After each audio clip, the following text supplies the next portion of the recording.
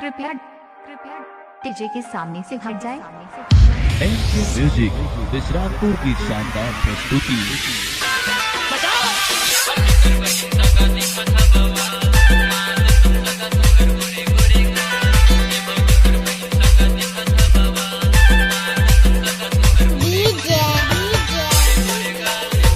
विजय बाबू, विजय बाबू,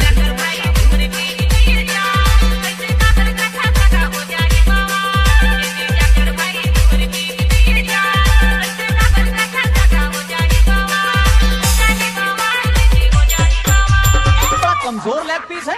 इस मुर्गी को पोलियो हो गया था क्या?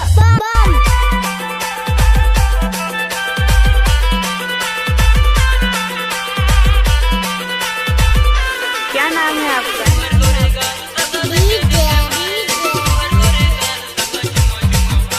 विजय बाबू, विजय बाबू,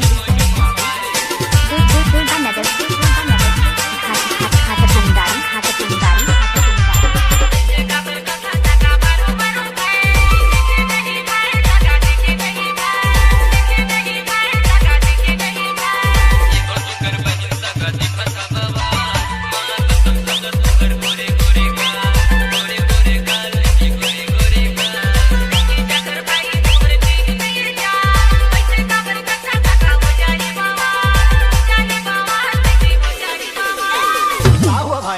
दरअसल हम जब भी हिचकी ले रहे हैं, अच्छा, तब वो आवाज आ रहा था।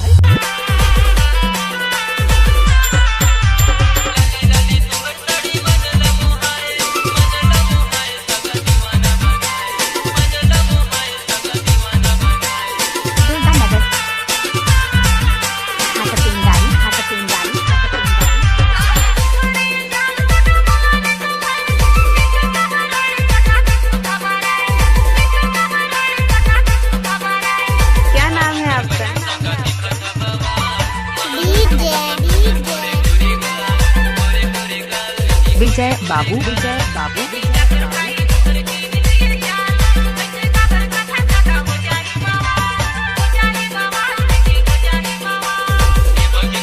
क्या नाम है आपका?